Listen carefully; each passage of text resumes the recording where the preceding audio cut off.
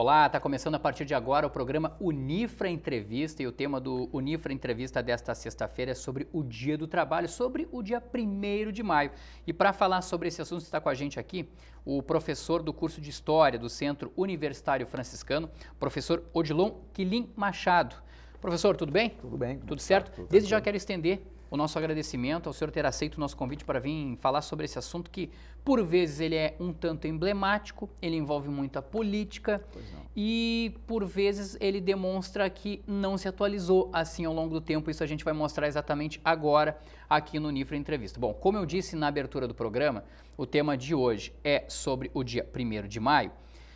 E assim, professor, dia 1º de maio, engana-se que ele é comemorado, por exemplo, só no Brasil. Ele é comemorado em outros países, né? Inclusive, a partir de outros países é que esse dia 1º de maio acabou sendo comemorado aqui no Brasil. Gostaria que o senhor falasse para a gente, assim, alguns dos principais países do mundo que também comemoram esse dia 1º de maio e o porquê desse motivo.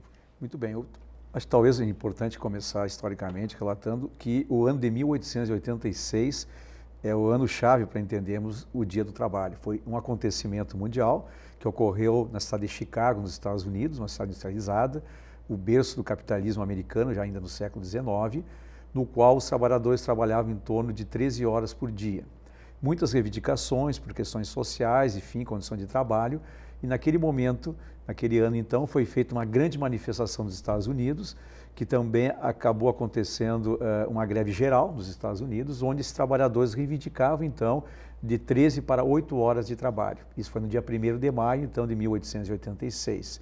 E é bom ressaltar também que no dia 4 de maio, 3 dias depois, este movimento ele cresce nos Estados Unidos, onde muitos manifestantes largam bombas em alguns policiais nas manifestações e policiais matam 12 pessoas e muitos feridos. Então, a partir desse fato histórico, né, nós podemos reportar depois na França, em 1889, na Segunda Internacional Socialista, que é um movimento de resposta ao capitalismo nascente na Europa e no mundo, eles fazem uma comemoração, melhor, digamos, uma reivindicação comemorativa e, ao mesmo tempo, a lembrança desses trabalhadores que morreram, então, nos Estados Unidos em 1886, e naquele momento institui no mundo socialista, então, o 1º de maio, o Dia Mundial do Trabalho. Perfeito. O senhor estava falando agora exatamente, professor, dessa contextualização, né, mundial e tudo mais, o que acontecia. A gente tem exatamente um material que foi produzido pela TV Brasil. Vamos assistir esse material, professor? Vamos levar para o pessoal de casa para a gente poder contextualizar um pouquinho mais também? Vamos dar uma olhada, então. Ok. No dia 1º de maio de 1886, milhares de pessoas saíram às ruas de Chicago, nos Estados Unidos, para reivindicar a redução da jornada de trabalho para 8 horas diárias. Nos dias seguintes, novas manifestações terminaram em confrontos com a polícia. Mais de 20 pessoas morreram e dezenas ficaram feridas. Em 1889, o Congresso Operário Internacional decidiu criar o Dia Mundial do Trabalhador em homenagem aos mortos em Chicago. A partir daí, a comemoração do 1º de maio se espalhou pelo mundo. No Brasil, o reconhecimento oficial aconteceu apenas em 1925. Os movimentos sociais preferem não chamar a data de Dia do Trabalho, porque trabalho pode significar o local onde se desempenha determinada função ou uma atividade executada por uma máquina. Dia do Trabalhador é o correto, porque representa a pessoa que vende a força de trabalho em troca de um salário. Interessante essa denominação, né? Dia do trabalho para alguns, dia do trabalhador para outros. Gostaria que o senhor falasse sobre isso, professor. Pois não, eu acho que é importante também, eu acho que o vídeo mostrou bem, que em 1925, no governo de Arthur Bernardes, na chamada República Velha, uma república chamada oligárquica, né? E onde uma elite, principalmente paulistas e mineiros, dominavam a cena política brasileira. A famosa República Café com Leite? Café com Leite, das oligarquias, né? Então, o ano de 1925, então, Arthur Bernardes institui oficialmente no Brasil o 1º de maio, Dia do Trabalho. Mas aí que está a grande questão.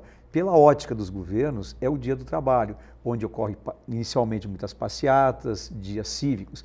Mas, na verdade, no Brasil, ainda no início da década do século XX, que vai desembocar então no dia 1º de maio, aí vem a questão do Dia do Trabalhador. Por quê?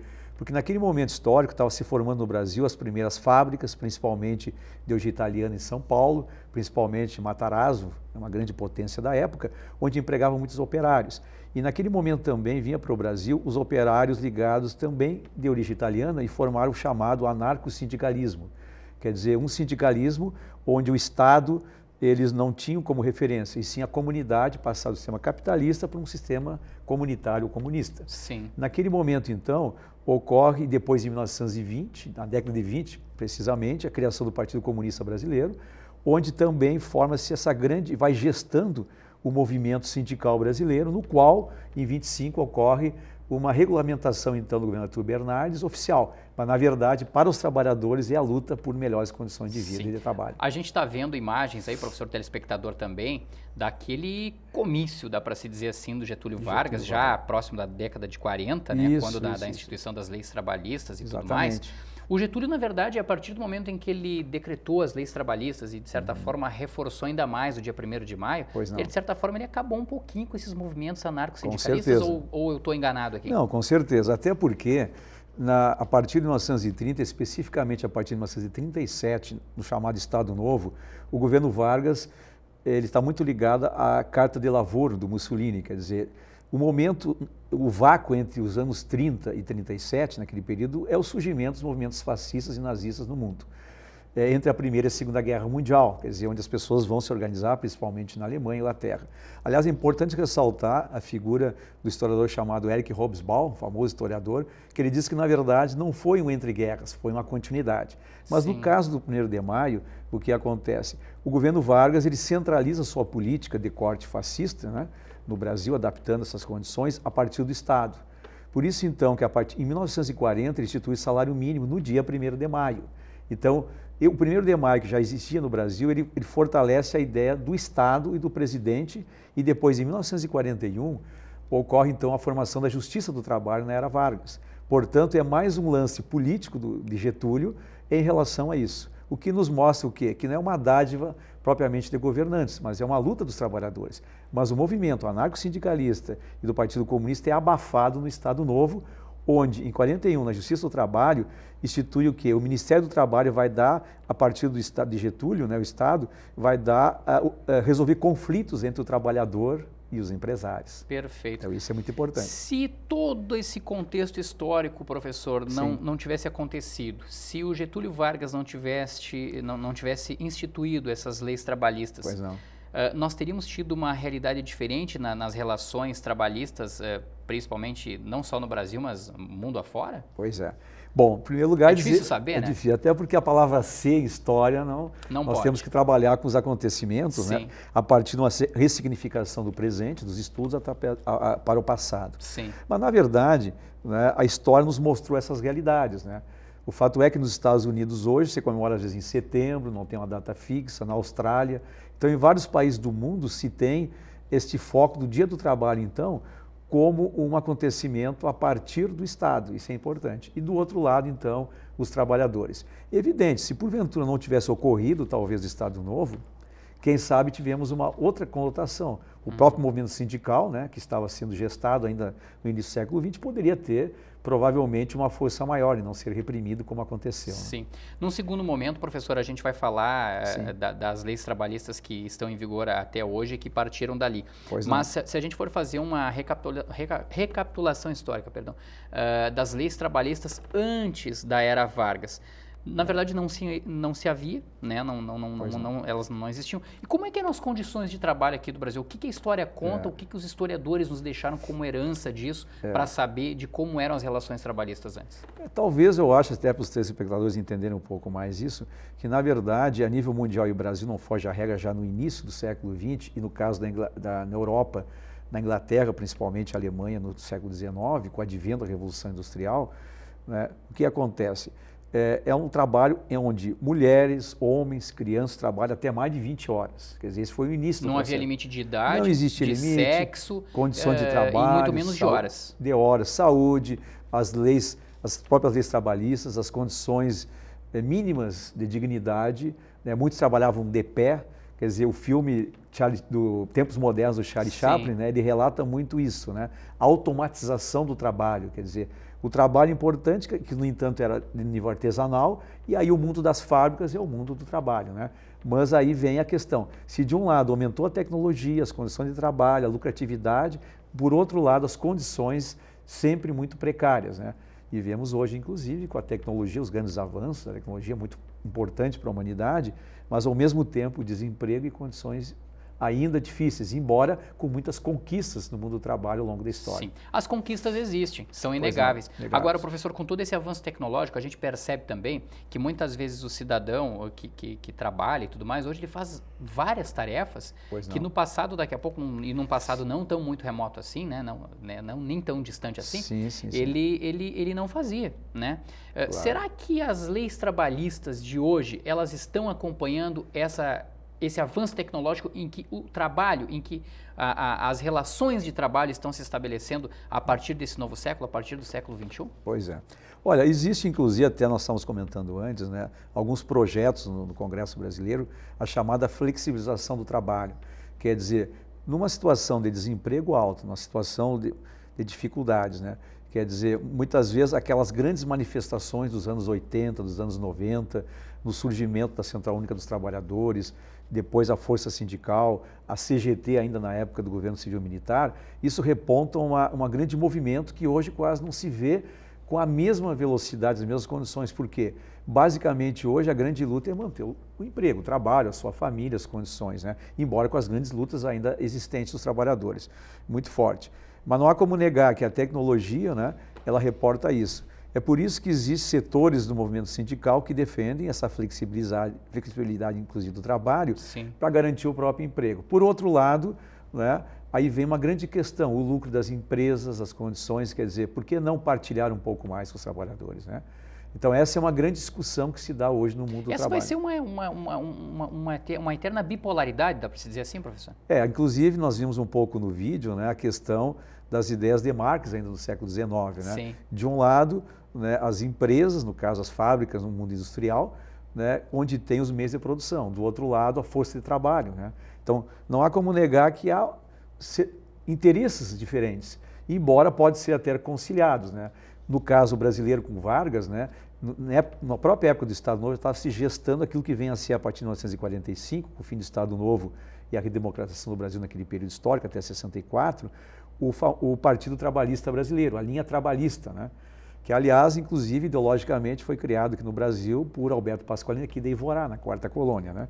Mas, enfim, era aquela condição, e aí o governo Vargas, nas suas várias épocas, tanto de 30 a 34, 37 a 45 e 50 a 54, depois com o suicídio, vai mostrar o quê?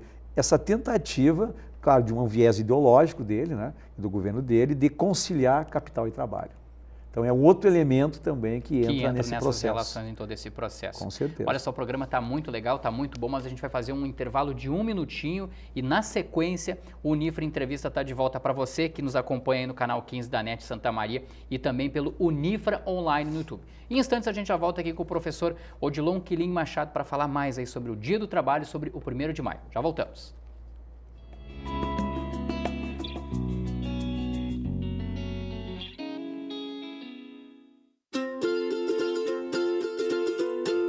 Sua família pode fazer parte da realeza.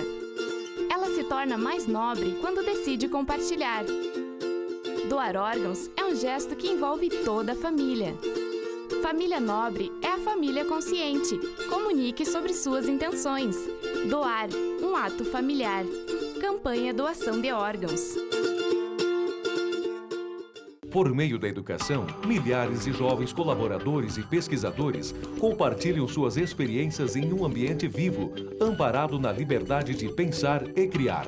A comunidade universitária é um lugar em que o estudante pode desenvolver seu perfil próprio, enriquecendo assim o bem comum. Polo Nacional de Inovação por meio da Nanociência é referência em qualidade de ensino no Rio Grande do Sul. Centro Universitário Franciscano, uma universidade para suas aspirações.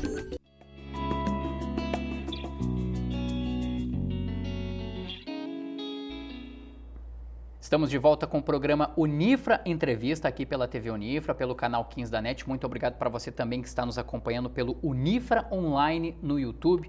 Nós estamos recebendo hoje aqui no estúdio da TV Unifra o professor Odilon Quilim Machado, professor do curso de História do Centro Universitário Franciscano, e o tema do Unifra Entrevista de hoje é sobre o 1º de maio, é sobre o Dia do Trabalho. Professor, falávamos de contextos históricos, falávamos também dessa situação da modernização do trabalho e do não acompanhamento das leis trabalhistas em relação ao que se fala hoje de trabalho. Eu quero tocar num assunto, professor, um pouquinho mais atrás ainda. Pois não. Vamos falar um pouquinho da abolição da escravatura, que eu acho que tem algo a ver com a relação de trabalho. Sim.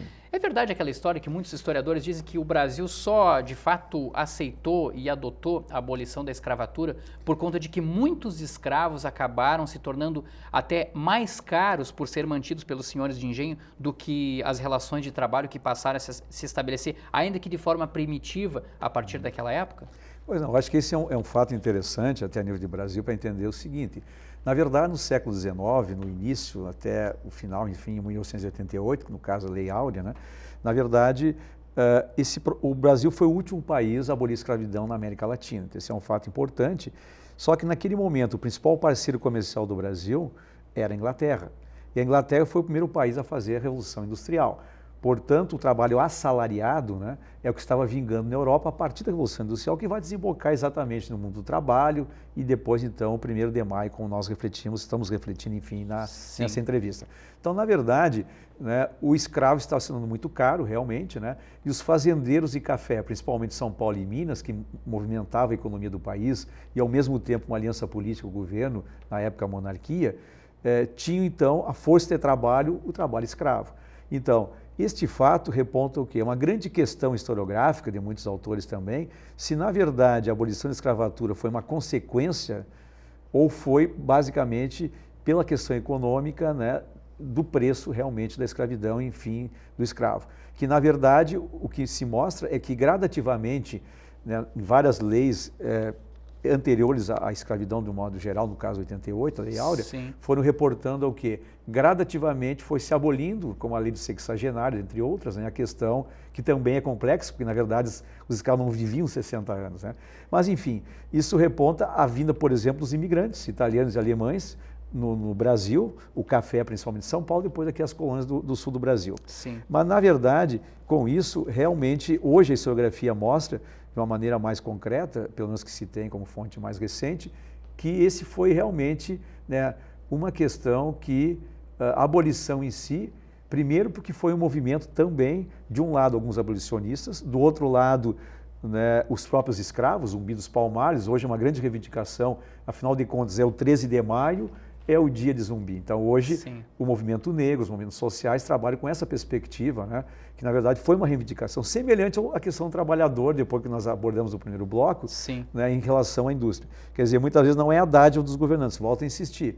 Também o é, de certa forma, em termos de lei, mas muito mais do movimento dos trabalhadores. No caso, então, né, a própria monarquia já estava em decadência, né, o próprio trabalho, e por isso que podemos perceber que em 88, com a abolição, 89 já é a República, né, o golpe da República no Brasil.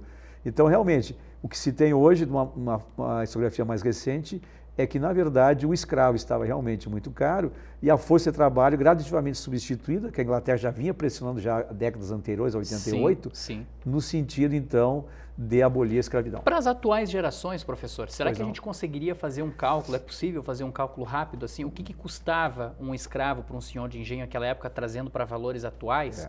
Há algum tempo atrás, né, houve aí... até se não estou enganado, na época do plebiscito, se o Brasil deveria voltar a ter monarquia, se deveria ser parlamentarista, presidencialista e tal.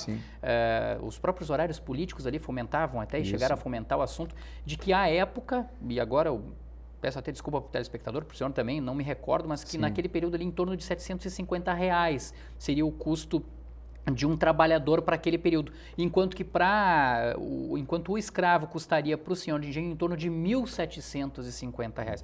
Hoje, se a gente viesse trazer hoje, será que um escravo custava exatamente o valor de um salário mínimo? Acredito que não. Bom, acho que a questão dos valores é muito complexa, né? Nesta área de se ter uma precisão ou pelo menos uma questão maior. O que é importante talvez ressaltar aí é que primeiro você falou em custo, quer dizer, o escravo era a propriedade do senhor de engenho, né? Sim. Basicamente. Então, podemos ver até nos documentos, se estuda esse período da história Brasil colônia, ou mesmo na monarquia, onde tem o custo de um escravo, assim como tem a propriedade da terra. Então, uma coisa é o valor em si, que você projetou em torno de 700, mas na verdade, né, a questão do alimento, as condições. Então, aí vem a ótica também de quem o emprega, né? Do outro lado, as condições de trabalho. Quer dizer, como é que você vai medir, por exemplo, a força de trabalho? Exato. Né? O Marx, por exemplo, sociólogo famoso, já dizia, né, que temos a mais-valia em torno de 6 horas de trabalho, no caso indústria, né? 2 horas é a mais-valia, quer dizer, eu trabalhar mais poderia ser em 6 horas e além do lucro. Quer dizer, talvez a grande questão e desafio é encontrarmos uma alternativa de produção, né, como cooperativas, por exemplo, outras formas de trabalho no mundo do trabalho que possa talvez ter um equilíbrio maior nessas condições. Ou alguns falam no reformismo revolucionário ou manter uma flexibilidade. Então é muito variável as ideias sobre isso, né? Perfeito. Eu quero insistir, professor, naquele assunto sobre a questão das relações de trabalho e a modernidade. Será que o computador chegou de fato para acabar com o trabalho manual das pessoas? A mecanização, de certa forma, já acabou com o trabalho braçal, boa parte do trabalho braçal. Teríamos o computador daqui a pouco encerrando também, digamos assim, o trabalho intelectual das pessoas ou não? Pois é. Bem, essa é uma grande discussão. Há algum escritor na história que chega a falar algo prevendo isso? Sim, sim. Mas veja bem, a questão também, que eu acho que é importante salientar, é que a tecnologia, ela vem trazer melhores condições de vida para as pessoas. Não há como se negar isso. O computador, a internet hoje, o próprio Face, né? Principalmente hoje jovens, adolescentes, entre todos, enfim, mas de modo especial, isso reporta o quê? Um grande avanço da tecnologia, a proximidade das pessoas, na área do jornalismo, né? Quer dizer, você faz contatos rápidos, instantâneo, até os jornais, muitos jornal impresso, hoje se tem online, né? Quer dizer, isso mostra esse grande avanço, não há como se negar. Mas, por outro lado, eu me reporto que, por exemplo, nos anos 80, você ia numa agência bancária e tinha muitos funcionários. Se pechavam, como se diz, né, no tempo popular. Hoje você vai numa agência, não precisa às vezes nem entrar. Você faz tudo ali no caixa eletrônico. Então, isso é um grande avanço, a tecnologia, não há como se negar. Sim. Quer dizer, é uma coisa que, agora, do outro lado, a força de trabalho, quer dizer, o trabalhador em si, mesmo intelectual ou mesmo braçal, né, é realmente uma questão ainda, um grande desafio de tentar conciliar. Até porque, se você tem hoje um computador de última geração, graças ao Thomas Edison, né? Tem a lâmpada, então é uma coisa elementar, então não se perde isso. Porém, no caso da ciência e da tecnologia, mesmo o trabalho intelectual, ou mesmo braçal. Agora, o desafio realmente é o avanço tecnológico de um lado e do outro lado as condições de trabalho das pessoas, né? Sim. Professor, já estamos no encerramento, no encaminhamento do fim do programa. Eu gostaria só que o senhor salientasse para a gente, assim, como historiador, como professor de história e tudo mais, o que seria o seu sonho, assim, o seu modelo de relação trabalhista para o Brasil, mas principalmente o sonho de que, de fato, a gente comemorasse mesmo e de verdade o dia 1º de maio, Dia do Trabalho? Bom, eu acho que a grande questão aí é o trabalho em si, né? Então, o trabalho e o trabalhador, fruto do trabalho. Eu entendo que, pelo menos num ponto de vista, que nós, das experiências que já tivemos ao longo da história, principalmente a partir da Revolução Industrial, onde a partir daí surge a questão do trabalho, o trabalho operário, mas hoje também nós temos ONGs, nós temos outras formas de trabalho, né? Mas, na verdade, eu acho que a grande questão aí, né, o trabalho em si reporta a dignidade humana. Então, eu acho que esse é o ponto-chave. Quer dizer, no mundo do trabalho, encontrar formas e maneiras do associativismo, da cooperação, formas de socializar um pouco o mundo do trabalho, onde as pessoas possam, a partir do seu trabalho, mas a partir também da tecnologia, não negar o aspecto tecnológico, mas também dar dignidade às pessoas, né? De ter, por exemplo, fruto do trabalho, né, as condições de vida dignas do trabalhador e, é claro, do próprio trabalho. Porque quem ganha com isso é a população, é as pessoas de um modo geral. A sociedade como um todo, a sociedade, né? A vivência, aí reporta o que é as condições de melhor saúde, educação. Isso o mundo do trabalho vai reportar também, né? Um pouco de tudo isso. Tá É um grande certo. desafio para a humanidade. Né? Tá certo. Professor Odilon Quilim Machado, professor do curso de História aqui do Centro Pois Universitário Franciscano. Mais uma vez, muito obrigado pela sua agradeço participação pela oportunidade aqui no também. Unifra Entrevista. Lembrando que o Unifra Entrevista, você que não conseguiu acompanhar este programa na íntegra pelo canal 15 da NET, ele também está disponível no nosso canal do YouTube, o Unifra Online. A gente agradece a sua participação, né? Você que nos acompanhou aqui. E nós voltamos na próxima sexta-feira. Um grande abraço a todos. Até lá.